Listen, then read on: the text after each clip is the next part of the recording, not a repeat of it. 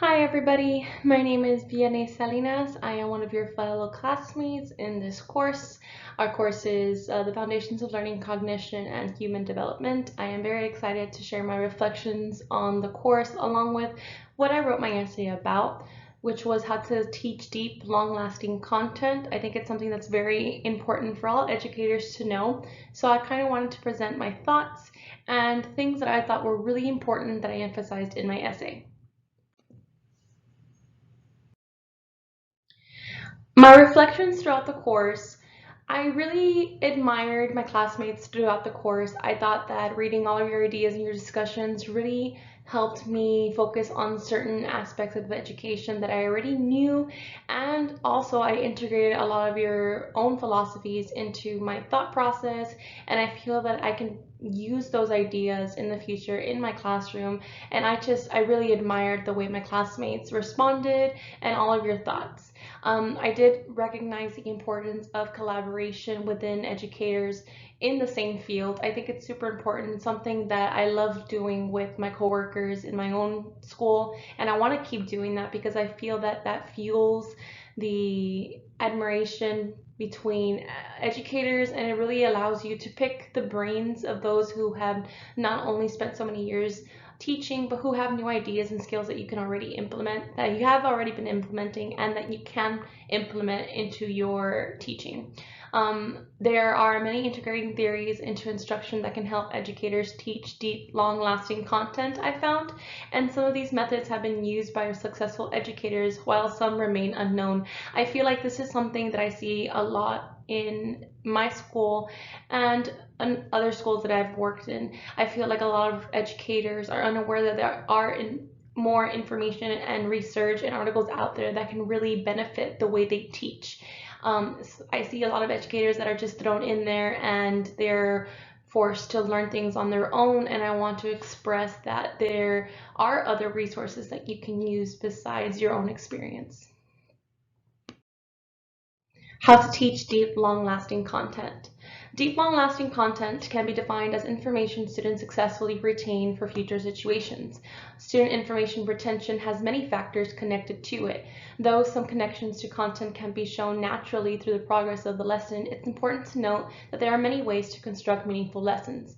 I feel like this particular focus in the presentation is more useful for upcoming teachers, new teachers, as well as teachers who do have experience in the field. But I think it's something that not necessarily is spoken about to new educators. I feel like we're automatically thought taught and assumed that students are just going to pick up the information like that, and that's just not the case. Some students do not um, naturally learn things, and we do have to create and research different ways to make sure that that content is going to be deep and long lasting, and being able to recognize that there are other things that we can do as educators to promote that content I've learned and wanted to reflect on, especially choosing and understanding the types of knowledge students have is really vital in student success. Things like assessing students' prior knowledge, ensuring students' understanding the relevance of learning, and retrieval practice can all lead to deep, long-lasting content being achieved and memorized, and really, you can really see it in the students. So I'm going to walk you through the different types of information that I thought was very important for all educators to know if you want your students to have a deep, long-lasting content retention. Understanding the types of knowledge is really important when it comes to your students. There are three different types of knowledge. There's declarative knowledge, procedural knowledge, and self-regulatory knowledge. This was something that we talked about in the course, and I found it very beneficial. I found it very interesting how students have these different kinds of knowledge, and we implement this different kind of knowledge in specific lessons. And it's something that I want to carry on in my teachings, and I do want to share with my other educators so that they know the different types of knowledge that students are able to access. The next steps I feel that educators should be aware of is that once you have processed the types of knowledge, educators should be aware of the important requirements of building lasting knowledge. Integrating new information with prior knowledge allows you to construct an understanding. There's multiple ways that you can help construct these levels of understanding. Like I said, a lot of new teachers do not understand that there are certain guidelines that you can look up to help students retain that information the right way. Things like elaboration, organization, imagery, context, desirable difficulty, and effective practice can play really important roles in retention and constructions of understanding. Assessing students' prior knowledge. To provide the best type of learning environment and prepare material for your students, you must gauge how much your students know at the beginning of the course. It's really important to know what knowledge your student carries over from the previous years. Not everybody is the same, especially when it comes down to your students. We all know that we have high performers and low performers. So the very first step that you should do with all of your students in the beginning of any lesson is gauge how much they know already. You can do this using already made resources that are made available. A lot of teachers are unaware that there are already resources that are available for them to use, such as performance-based assessments, prior knowledge self-assessments, classroom assessment techniques, also known as CATs, concept maps, and concept tests. Ensuring students understand the relevance of learning. Once you are secure in your understanding of the student's prior knowledge, that's after you have already assessed what they know, what they're carrying over into your classroom. You have to choose a significant type of knowledge to target and teach, and educators must provide relevance for the students. If you foster an interest in learning when you present material to a student and emphasize how important it will be in their everyday life, this will help them involuntarily choose to store it, and it will be labeled in their minds as important to their goals in the future. This being said, you need to ensure that the students foster a level of learning, and aside from that, understand why the information that you're giving them is so important. And that's something that's as easy as starting up the lesson with a conversation about how it could be useful in everyday life and how we are going to be using this, because if they understand how important it is, it will always be there. It will always be in their brains to use later on. This is called utility value. While utility value consists of content they deem important to them, relatedness answers the question, what's this have to do with me? Relatedness is an opportunity for students to connect or relate to their instructor. So relating the material is always really important, and it's a step that should never be skipped. Retrieval practice is also an important method to use with your students. It's a common situation in many academic settings where educators believe that if something is learned quickly, it's successfully learned. Wrong. Just because a student learns something quickly does not necessarily mean that it's successfully learned. And that's a mistake that many educators make, and we are unaware that it's a mistake in general.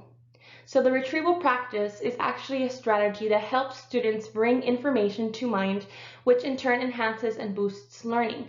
A great way to practice such a method is to promote students to recall an answer to previously learned information. This can be as easy as reflecting on the lesson at the end of the lesson, asking them questions about the lesson, what they've learned, how they can use it. Things like this can help achieve results in the retrieval practice, but it's really important to keep questioning them, keep asking them what information is learned, why it's important. Educators can challenge students through their lesson to recall information previously learned. As educators, it is a rare thought to consider that we must challenge the students throughout the lesson, but this could be an essential learning method that leads to long-term learning. It's not necessarily useful just to teach them all the material without challenging them about that material. It could be seen in early stages such as kindergarten of asking them why 2 plus 2 equals 4 and relating it to a situation, using that form of retrieval practice, asking them why is 2 plus 2 plus 4, and them answering, because if you have two fingers and you put them together, it equals 4. That is spurring on the retrieval practice, and it is a strategy that will help them and ensure deep, long-lasting content is achieved. In conclusion, I know that was a lot of information, but in conclusion, throughout this whole course, throughout reflecting the important values that I found that I'm going to keep learning about, I have found out that educators do not stop educating yourselves. It's something super important that I tell all of my colleagues, that I tell anybody who is trying to go into the educational system as a teacher, as a co-teacher, as anything, that educators should not and will not ever stop educating themselves.